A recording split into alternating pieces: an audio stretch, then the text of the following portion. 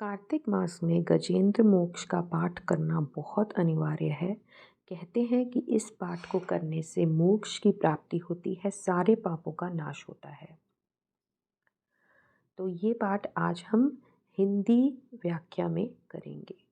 श्री शतनीक जी ने कहा, हे सुवत, मैंने तुम्हारे द्वारा कहे गए अतुलनीय तेज वाले जो देवों के देव विष्णु भगवान हैं, उनके गुणों एवं उनकी विभूतियों को सुना। हे प्रभु, अगर आप हमसे खुश हैं और हम पर अपनी कृपा करना चाहते हैं, तो हम प्राणीजन आपसे बुरे स्वप्नों को नाश करने हेतु उनके व्रत एवं इतिहास को जानना चाहते हैं। हे महाभाग, मनुष्य जिस प्रकार के शुभ अशुभ फलों को देने वाले स्वप्नों को देखते हैं, वह उसी प्रकार का फल भी देते हैं। उसी तरह पुण्य व पवित्र और मनुष्यों को अच्छा फल देने वाले तथा बुरे स्वप्नों का नाश करने वाले व्रत को मुझको भली भांति विस्तार से बताइए। शौनक ऋषि जी ने कहा कि इन्हीं बुरे स्वप्नों को नाश करने वाले व्रत के विषय में धर्मपुत्र युधिष्ठिर ने भी भीष्म पितामह से पूछा। पितामह श्री भीष्म जी ने कहा कि हे पुंडरीकाक्ष, कमल के सुदृश नेत्रों वाले, हे विश्व भावन, समस्त जगत की उत्पत्ति करने वाले, हे श्री कृष्ण भगवान, हे महापुरुष, आपकी जयकार हो, आपका नमस्कार है। आदि पुरुष ईश्वर, यज्ञों में बुलाए जाने वाला, सत्य स्वरूप, एक अक्षर, ओंकार स्वरूपी ब्रह्म, हमेशा अव्यक्त रहने वाला, अपने अवतार स्वरूप कभी व्यक्त होने वाला, ऐसा वो हमेशा रहने वाला जो कि सत्य एवं असत्य है, अर्थात वे जगत और सूक्ष्म एवं स्थूल रूप से है, वे तथा सत्य उस सत्य और असत्य से परे, सूक्ष्मता एवं स्थूलता से अलग, परा तथा अपरा प्रकृति अर्थात ब्रह्म आदि सभी प्राणियों को उत्पत्ति करने वाला, अनश्वर, सबसे उत्तम, शुभ करने वाला, सुंदर स्वरूप वाला, समस्त संसार में व्याप्त, पाप से रहित, पावन, समस्त चराचर सृष्टि के गुरु श्री कृष्ण भगवान को नमस्कार करके मैं श्री वेद व्यास जी के परम पवित्र विचार को कहता हूँ, जिसके कहने तथा सुनने से ही सब तरह के पापों का नाश हो जाता है। भगवान नारायण के बराबर कोई भी देवता नहीं हुआ है और ना ही भविष्य में होगा। इस सत्य कथन द्वारा मैं सब प्रकार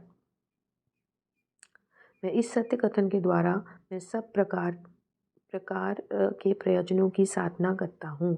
उस मनुष्य को बहुत से मंत्रों एवं व्रतों से क्या, जो भगवान नारायण का ध्यान करता है। नमो नारायण का मंत्र अर्थात भगवान नारायण को नमस्कार, यह मंत्र सभी कार्यों को पूर्ण करने वाला है। मुनियों में श्रेष्ठ श्री पराशर मुनि के तेज, जिस गंधर्व देवी द्वीप के बीच में एक बहुत दयावान, आत्मज्ञाता, बहुत से विषयों के बारे में ज्ञान रखने वाले पुत्र को जन्म दिया है, ऐसे उस ज्ञान रूपी अंधकार का नाश करने वाले को मेरा नमस्कार है। मैं उन परम तेजस्वी व्यास जी को नमस्कार करता हूँ, जिनकी दया दृष्टि से मैं यह नारायण जी की कथा कह रहा हूँ। पुराणों के अर्थों को जानने वाले महान पंडित श्री व्यास जी को विराजमान हुए जानकर राजश्री जन्मेय जी ने उनसे कुछ जानना चाहा। जन्मेय जी ने कहा, हे व्यास जी, कौन सा ऐसा जाप है कि जिसके करने से प्राणी सुख को प्राप्त करता है और सभी पापों से मुक्त हो जाता है। ऐसे उस बुरे स्वप्नों को नाश करने वाले व्रत एवं इतिहास को मैं आपसे जानना चाहता हूँ।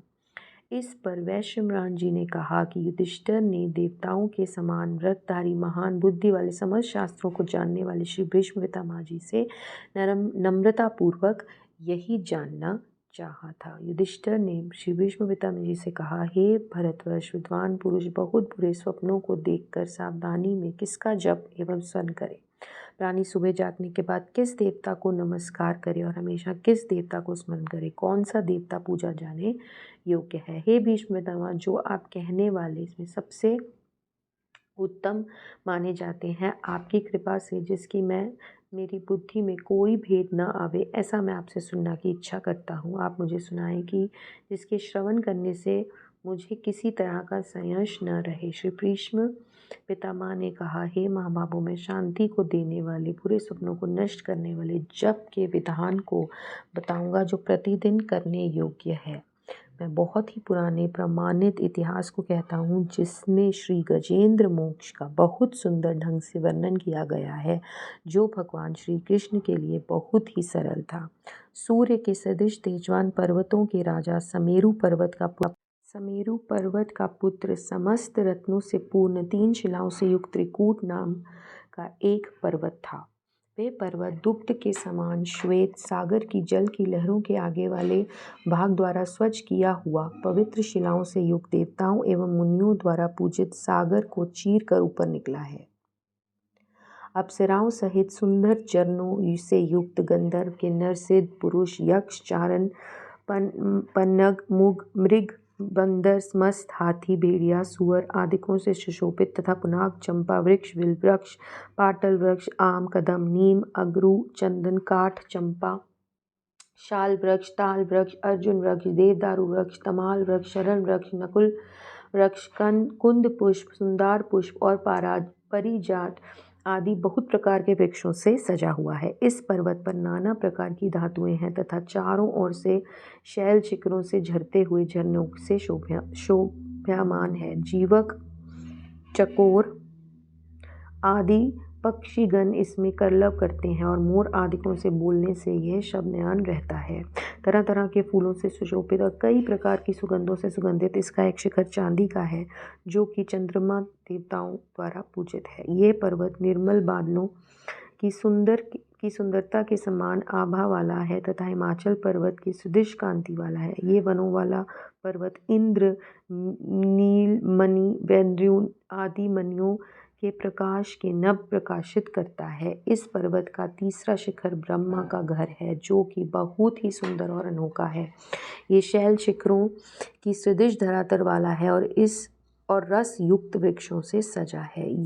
वहाँ पर सोने की खेतों और तोरानों वाला विद्याधरों का शहर है जो अत्यंत तेज वाले भगवान सूर्य नारायण के समान तेजस्वी और तपे होने सुने सुदृष्ट आभा वाला है। इस नगर की सीढ़ियाँ बाल स्फटिक की बनी हुई हैं और इसका शिलातल वैद्यु मुनियों से भरा हुआ है तथा सोने के रंग के समान अनेक रत्नों से शोभयान। इस नगर के अनेक अप्सराएं हैं। ये नगर सिद्ध पुरुषों गंधर्वों द्वारा पूजित है और पुखराज के समान सुंदर एवं अत्यंत चमकीले नक्षत्रों से युक्त है। इस जगह को दूसरों के द्वारा किए गए भलाई के कार्य को एहसान न मानने वाला हिंसा करने वाला ईश्वर को न मानने वाला एवं तप न करने वाला पापी लोग नहीं देख सकते। जिन प्राणियों ने भगवान श्री कृष्ण की पूजा सेवा नहीं की है वे लोग इस पर्वत को नहीं देख सकते। उस पर्वत के पास पीछे की ओर सुनहरे रंग के कमलों वाला एक तालाब है। वह तालाब कांडव आदि पक्षियों वाला राजहंसों से सुशोभित मस्त बहरों से गुंजित चकोरों तथा मोरों की ध्वनि से शब्दयमान है। वह तालाब नाना प्रकार के कमलों तथा कुमुदिनियों के सैकड़ों सुनहरे पत्थरों से सोने से सदृश सजा हुआ है। वह तालाब मरकत मणि के सदृश चमकदार पत्तों वाले वृक्षों और सोने के सदृश आभा वाले फूलों से तथा चारों तरफ छिद्रों वाले बजते हुए बांसों को से घिरा हुआ है। उसी जगह एक अति विचित्र बहुत बड़ा स्थान है जो बहुत से शैल शिखरों से युक्त है। ये 100 योजन अर्थात 100 कोस लंबा और 10 योजन अर्थात 10 कोस चौड़ा है। उसकी ऊंचाई 5 योजन अर्थात 20 कोस है। उसका तालाब आकार है। हे राजन, उस तालाब का बर्फ वाला जल अमृत सदृश सुंदर और स्वादिष्ट रहता है। तीनों लोक में ऐसा सुंदर तालाब कहीं भी नहीं दिखाई पड़ता। ऐसे सुंदर और लौकिक तालाब में देवताओं को भी प्राप्त नहीं है। यहाँ यह सरोवर जितना ऊंचा है उससे 2 गुना गहरा है। ये शरद ऋतु के स्वच्छ आसमान के सदृश निर्मल है। इस तालाब से सिद्ध पुरुष देवताओं को उपहार देने वाले के प्रतिदिन कमल का फूल देने आते हैं। उस सरोवर के जल में एक कुरूप दुष्ट आत्मा हाथियों से अधिक बलशाली ग्रह रहता था। किसी समय में अपने दांतों की श्वेत आभा से शोभित मुख वाला एक हाथी अपने झुंड का स्वामी हाथियों के साथ प्यास से बेचैन हुआ तो तालाब पर पहुंचा। मद बहने वाला वह हाथी जल पीने की इच्छा से पहाड़ के समान भारी पैरों से चलते हुए मद की गंध फैलाता हुआ ऐरावत हाथी के सदृश सुरमे के रंग के समान काला कांति युक्त मद से नेत्रों चलायमान करता हुआ तृष्णा से व्याकुल जल पीने के लिए उस बड़े सरोवर में उतरा। जब वह हाथी उस तालाब का जल पीने लगा तो वहां एक ग्रह आ गया। उस समय उस हाथी ने अपने झुंड के बीच में से स्वयं को उस तालाब में फैले कमलों के वन में छिपाना चाहा। परंतु उस भयानक रूप वाले ग्राह ने, जो कि जल में छिपा हुआ था, उस हाथी के पैर को पकड़ लिया और ये देखकर हथनियाँ बहुत रोने लगी। वे ग्राह बहुत ही शक्तिशाली था और हाथी को उस कमल वन की तरफ खींचने लगा। हाथी उस ग्राह को किनारे की तरफ खींचना चाहता था, परंतु और ग्राह हाथी को पानी में घसीटना चाहता था। उन दोनों में परस्पर हजारों वर्षों तक बहुत युद्ध होता रहा। कठिन बंधनों से बंधा हुआ वे हाथी थोड़े ही दिनों में प्रयत्न रहित ढंग से बेसहारा कर दिया गया। दृढ़ बंधनों से जकड़े जाने पर फलस्वरूप उस हाथी ने अपनी शक्ति के अनुसार चेष्टा करने पर स्वयं को हिलने डुलने में भी असमर्थ पाते हुए चिंगाड़ना शुरू कर दिया। बहुत दुखी एवं निस्सहायित घोर कर्म संकट में पड़ा वह हाथी अपने हृदय से श्री हरि का स्मरण करने लगा। वह हाथियों में सर्वश्रेष्ठ भगवान नारायण को ही अपने रक्षक जानकर उनकी शरण में आया। अपने पवित्र हृदय को एकाग्रचित होकर अपने मन में उठने वाले संकल्प विकल्पों को रोक कर वे हाथी बहुत जन्मों के अभ्यास से भगवान गरुड़ ध्वज की आराधना में लग गया।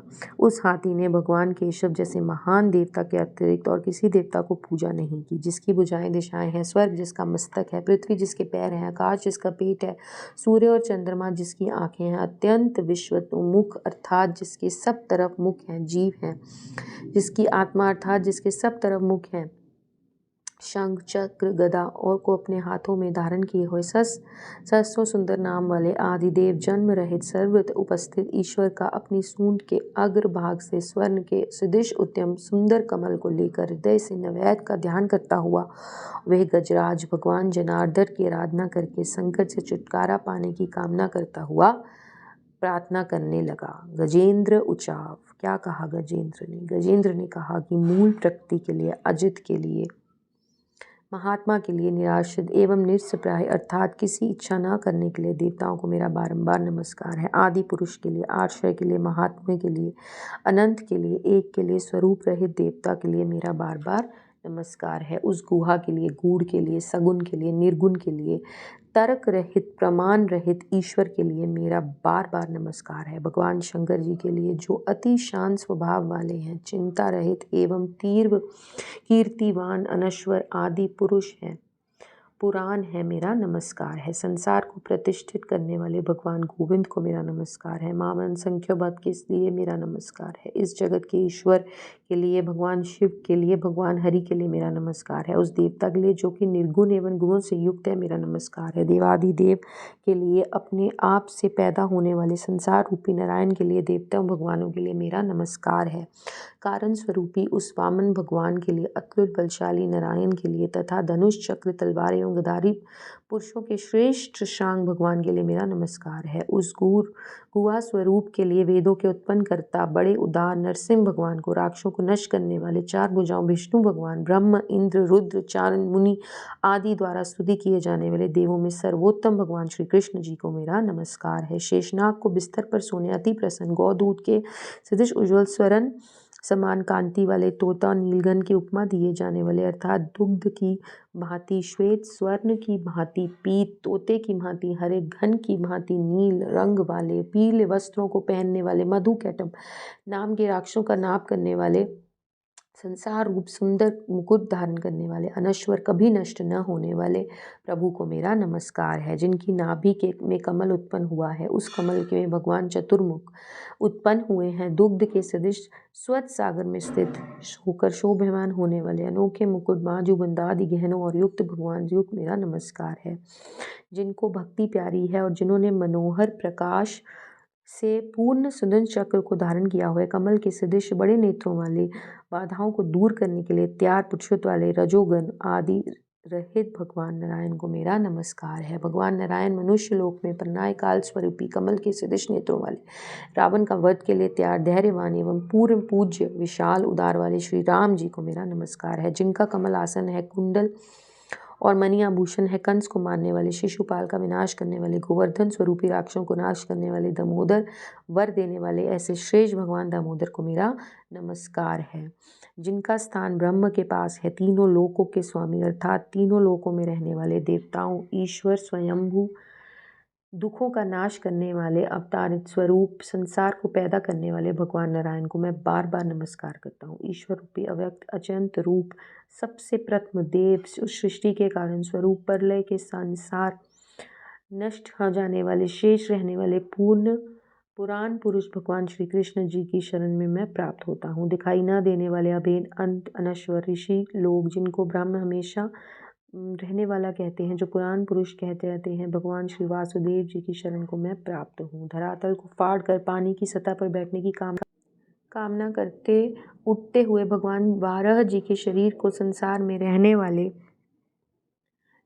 ऋषि लोग वेद रूप कहते हैं। भगवान योगेश्वर मनोहर अद्भुत तरह के मुकुट से शोभायमान साक्षी रूप, प्रकृति से अलग क्षेत्र जाने वाले स्वयंभू, ऐसे सुंदर भगवान वासुदेव की शरण में प्राप्त करता हूँ, जो कार्य क्रिया एवं कारण स्वरूप है, प्रमाण रहित है, स्वर्ण क्षितिज भुजाओं वाले सुंदर कमल के समान, जिनको नाभि है, अत्यंत बलशाली, वेद ही जिनका खजाना है, देवताओं में सबसे उत्तम, प्राणियों की प्रसन्नता प्रदान करने वाले, शत्रुओं को नाश, ऐसे भगवान विष्णु की शरण में को मैं प्राप्त हूँ। मुकुट, केरु तथा सुंदर सुंदर रत्नों एवं आभूषणों से सुजत सारा शरीर, जिनका पीले वस्त्रों को धारण करने वाले, पवित्र भक्ति की अनोखी माला को पहनने वाले भगवान केशव की शरण को मैं प्राप्त होता हूँ।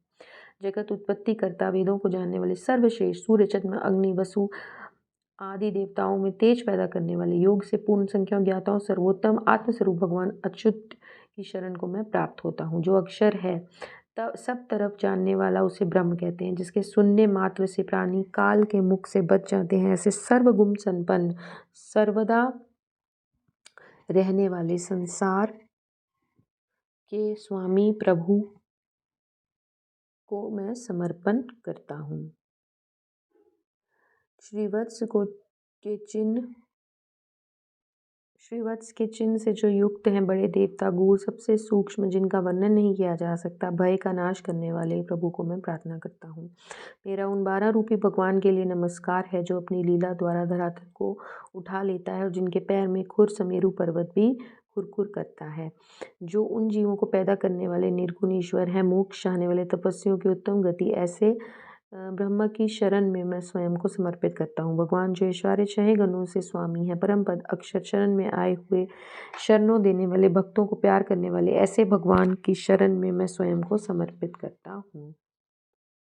त्रिविक्रम, तीनों भुवनों के स्वामी, सबों दाताओं, योगात्मा, महान आत्मा वाले जनार्दन की शरण में स्वयं को समर्पित। सर्वप्रथम देव, जन्म रहित भगवान विष्णु, सबसे व्यापक, सबसे अलग, हमेशा रहने वाले, अति सूक्ष्म भाव प्राप्त ब्राह्मणों के अति प्रिय भगवान की शरण में स्वयं को समर्पित करता हूँ। समुद्र के सदृश महान रूप वाले देव सर्व महात्मा को मेरा नमस्कार है, जो सूक्ष्म से भी अत्यंत सूक्ष्म स्वरूप वाले उस प्रभु की शरण को मैं स्वयं को समर्पित करता हूँ। तीनों लोकों के केवल एक आत्मस्वरूप परमात्मा मेरा नमस्कार है, जिसके स्वरूप में कोई अंत नहीं है, ऐसे महान आत्मा वाले प्रभु को मैं झुक कर नमस्कार करता हूँ। उसी परमपिता परमेश्वर को मुनिजन एवं वेदों को जानने वाले ज्ञान लोग आराधना करते हुए तथा ब्रह्मादिक से भी प्रणयशील, जिसका भजन कीर्तन करते हैं। हे कमल समान नेत्रों वाले, हे भक्तजन को निर्भय करने वाले, हे तजोप्रिय प्रभु, आपको मेरा नमस्कार है। मैं आपकी शरण में आया हूँ, मेरी रक्षा कीजिए। हे कमल नयन जगन्नाथ भगवान, मुझे इस संसार रूपी संसार सागर को पार करने के लिए तभी तक कष्ट और चिंता है, जब तक मैं आपको याद नहीं करता। भीष्म पिता ने कहा, हे राजन, संकट में फंसे उस हाथी के मन से की गई व्यर्थ न जाने वाली स्तुति और भक्ति को जब भगवान विष्णु ने देखा तो वे प्रसन्न हो गए। श्री भगवान विष्णु तीनों लोक के स्वामी गरुड़ पर चढ़कर उस तालाब पे पहुंचे, जिसका कोई प्रमाण नहीं दिया जा सकता। ऐसे भगवान मधुसूदन ने उस बलवान ग्रह द्वारा पकड़े गए हाथी और उस ग्रह मगरमच्छ को तालाब से बाहर निकाला।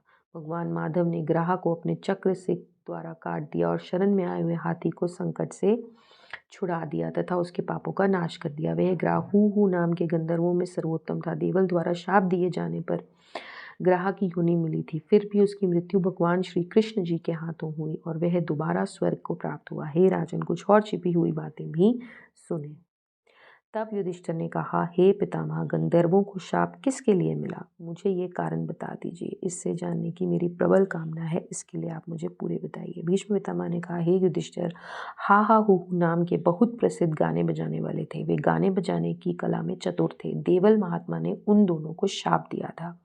हे राजन महाराज, इंद्र के समान उर्वशी, मेनका, रंभा आदि बहुत सुंदर सुंदर अप्सराएं नृत्य कर रही थी। उसी समय हा हा हू हू दोनों गंधर्व महल में गाते हो जाते इंद्र के समक्ष पहुंचे और आपस में ईर्ष्या करने लगे। हे सर्वश्रेष्ठ, सुरों के पूर्ण ज्ञान रखने वाले, आप गीत सुनकर अब उसके लक्षण तो बता देते हैं, तो बताओ हम दोनों में से कौन उत्तम है। उन गंधर्वों के इस प्रकार के वचनों को सुनकर महाराज इंद्र बोले, हे गंधर्वों, तुम दोनों में से कौन श्रेष्ठ है ये मालूम नहीं पड़ता, इसलिए तुम दोनों एक समान हो।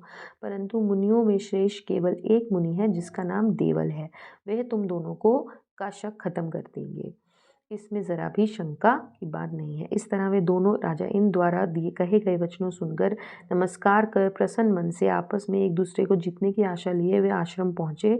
ऋषियों में श्रेष्ठ देवल ऋषि के पास पहुँचे। अति व्रतशील मुनियों में श्रेष्ठ महात्मा देवल नमस्कार कर वे दोनों पास बैठ गए। हे देव, हम दोनों महाराज इंद्र के पास भेजा है, आप हम दोनों में से किसी एक को जो आपके विशेष लगे उसे विजय बना दें। वे दोनों गाने बजाने लगे। गंधर्व अलग अलग घूमते हुए मीठे स्वर में गाते हुए उस मुनि से कुछ बोलने का इंतजार करने लगे, परंतु मौन धारण करने फलस्वरूप देवल मुनि कुछ नहीं बोले। मुनि उनके पदों को सुनकर भी कुछ नहीं बोले, तो वे दोनों गंधर्वराज मुनि देवल जी पर गुस्सा करने लगे। तब उस समय गुजरने की चिंता में लगे गंधर्वों ने ऊंची आवाज में कहा, ये मूर्ख है, निश्चय ही गाना बजाना नहीं जानता। उन गंधर्वों द्वारा इस प्रकार बोले जाने घमंड युक्त वचनों को सुनकर ऋषियों ने श्रेष्ठ देवल जी ने गुस्से में खड़े होकर ये वचन कहे, ये हूहू नाम का दुष्ट आत्मा और मूर्ख बुद्धि वाला तो ग्रह की योनि को प्राप्त होवे, और तुम हाहा नाम के किसी पहाड़ की गुफा में प्राप्त कर हाथी की योनि पाओ। महात्मा देवल द्वारा शाप दिए जाने पर वे दोनों उन्हीं श्रेष्ठ ब्राह्मण को नमस्कार कहने लगे। हे ब्राह्मण में श्रेष्ठ, आपने जो शाप दिया है उसके लिए हम कृपा कर मुझे ऐसा कहिए जिसके हम पृथ्वी लोक पहुँचकर उस शाप से मुक्त हो जावे।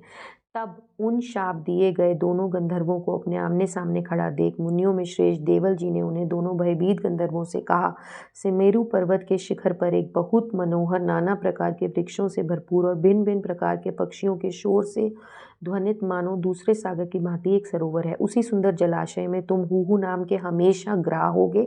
उसी जलाशय में ये मस्त हाथी हाहा नाम वाले गंधर्व प्यास से बेचैन होकर आएगा। यह बात संयश रहित है। तब उन दोनों के बीच बड़ा भयंकर युद्ध होगा और ग्राह के द्वारा जल में खींचे जाते हुए गजराज एक प्रार्थना करेगा। उसी समय देवों के देव भगवान नारायण के द्वारा की गई प्रार्थना से प्रसन्न हो जाएंगे और उसे शाप मुक्त कर देंगे। वे भीष्म पितामह जी ने कहने भांति ऋषियों द्वारा दिए गए प्राप्त वे दोनों गंधर्व खुश हो गए। तब इस तरह दुखियों में पुकार सुनकर प्रभु यहाँ उपस्थित हुए। भगवान श्री विष्णु जी ने कहा कि ये गुस्सा वरदान के रूप में सिद्ध हुआ, इसलिए उस विपत्ति को ही देवें। इस तरह उस विपत्ति के समाप्त हो जाने पर वे दोनों गज और ग्रह दोबारा अपनी पहली योनि को प्राप्त हुए। हाथी भी अपनी योनि से मुक्त हो गया। श्री कृष्ण भगवान ने उसको मोक्ष प्रदान कर दिया। वे हाथी दिए गए शाप से मुक्त पूर्व की भांति विकार रहित हो गया। वे दोनों अपनी अपनी योनियों को प्राप्त और जनार्दन भगवान विष्णु भगवान को नमस्कार गज गंधर्व राज बहुत खुश हुए। तब भक्तों के प्यारे शरण में आए हुए शरण देने वाले कमल के नेत्रों समान भगवान विष्णु बहुत प्रसन्न हुए और उन दोनों भगवान विष्णु की आराधना करने लगे। श्री भगवान विष्णु जी ने कहा, जो व्यक्ति मुझको और सरोवर एवं ग्रह के मारने की कथा चारों ओर से घिरे हुए छिद्रों वाले बजते हुए बांसुओं के समूह और उस पर्वत राजा सुमेरु पर्वत को याद करेगा अथवा बजेगा, तथा जो व्यक्ति सूर्य, गंगा, पुष्कर तीर्थ, प्रयागराज, ब्रह्म तीर्थ, नैमिषारण्य, दंड कारण्य और पुराण, रामायण, महाभारत, मनुस्मृति, विभूति, विश्वरूप, आख्यान, भीष्म स्वराज, ओंकार, कुरुक्षेत्र, सुमेरु पर्वत के पुत्र, त्रिकूट का स्वरूप, गरुड़ पुराण, सुमेरु पर्वत, स्वर्ण सदृश आभों वाले बांसों से झुंडों का स्वरूप, जो भी मनुष्य इन ऊपर कही गई चीज़ों के स्वरूप का बुद्धि को एकाग्र कर प्रयत्न पूर्वक ध्यान करेंगे, उनके बारे बुरे स्वप्न नष्ट हो जाएंगे और उनको अच्छे स्वप्न आएंगे। अनिरुद्ध, हाथी ग्रह, महान तेजस्वी भगवान वासुदेव, महात्मा संकर्षण तथा प्रद्युम्न, मछली के रूप में अवतार लेने वाले, कछुए के रूप में अवतार लेने वाले, वारह के रूप में अवतार लेने वाले, गरुड़, नरसिंह, गजराज आदि के रूप में जन्म ले संसार को नष्ट करने वाले, संसार स्वरूप हर्षिकेश, गोविंद, मधुसूदन, देवों द्वारा वंदना किए जाने वाले अत्यंत दृढ़ भक्ति वाले भगवान श्री कृष्ण। जो मनुष्य सुबह उठकर बैकुंठ दुष्टों का नाश करने वाले, भक्तों को देने वाले मधुसूदन आदि को ध्यान करेंगे, पितामह कहते हैं, वे सभी प्राणी पाप मुक्त हो जाते हैं तथा बैकुंठ में निवास करते हैं। ऐसे भगवान मधुसूदन जी गजराज से कहकर अपने हाथों से हाथी और ग्रह को छुआ, उसी समय दोनों की सुंदर मालाओं तथा कपड़ों को पहने हुए गंधर्व के स्वरूप में